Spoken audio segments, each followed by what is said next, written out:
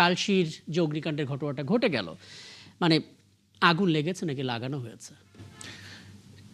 আমরা যখনই আমি প্রথমেই আপনার মাধ্যমে ৭১ টিভির দর্শকদেরকে স্বাগত জানাই, শুভেচ্ছা জানাই। আজকে আর ২ দিন পরেই আমাদের এখানে ঈদের তো কিছু আনন্দ আছে, বেদনা আছে, সবই আছে। আমাদের প্রতি বছরই কিন্তু আসলে প্রতিবারই যখন ঈদ আসে তখন ঈদের সঙ্গে আনন্দ এবং বেদনা দুইটি সমানভাবে আসে, তবে কখনো কখনো বেদনার ভাগটা অনেক ভারী হয়ে যায়। এটা হচ্ছে আমাদের জন্য দুঃখজনক। এর মধ্যে এবার নতুন করে যুক্ত হলো কালশিতে যে বস্তিতে আগুনটা লাগলো। কালশির এই বস্তিটা মূলত আপনি জানেন যে বিহারীদের অধ্যুষিত। এর আগে বহুবার এই অগ্নিকাণ্ড ঘটলেই পরে একটা প্রশ্ন দেখাই দিত, যেটা কি লাগানো হলো নাকি মানে এমনি এমনি এমনি কোনোভাবে লেগে আছে।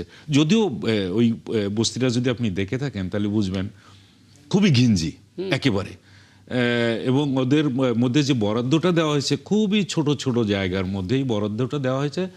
রাস্তাগুলো খুবই সরু, তারপরে লাইনগুলো, গ্যাস লাইন, তারপরে ইলেকট্রিক লাইন, এই সবগুলো মিলে আপনি ধরে নিতে পারেন ধরেন অ্যাক্সিডেন্ট হতে পারে, কিন্তু আসলেই ঘটনা ঘটে বেশিরভাগ ক্ষেত্রে দেখা গেছে মানে লাগানো হয় কিছু একটা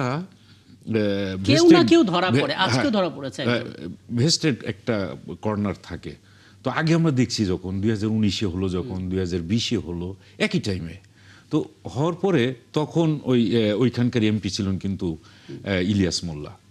আচ্ছা, আমরা ওই সময়ও আপনার যদি মনে থাকার কথা, রিপোর্ট কিন্তু হয়েছে যে হয় এই বস্তির কিছু মানুষ কিছু জায়গা দখল করতে চাচ্ছে, অথবা ওইখানে একটা মাদকের ডিপো আছে, একটা সবচেয়ে বড় জিনিস। সেই মাদকের ব্যবসার ভাগাভাগি নিয়ে হয়তো ওই পক্ষ বিপক্ষ থাকে। আর 2 নম্বর হলো যে ওই জায়গাটায় যারা প্রভাবশালী থাকে তাদের সঙ্গে আন্ডারহ্যান্ড ডিলিংস থাকে একটা, যে আমাদেরকে ঠিক মতো তোমরা এই ব্যবসাটা করতে দিবা, এখান থেকে একটা বকরা তোমরা নিয়ে যাবা।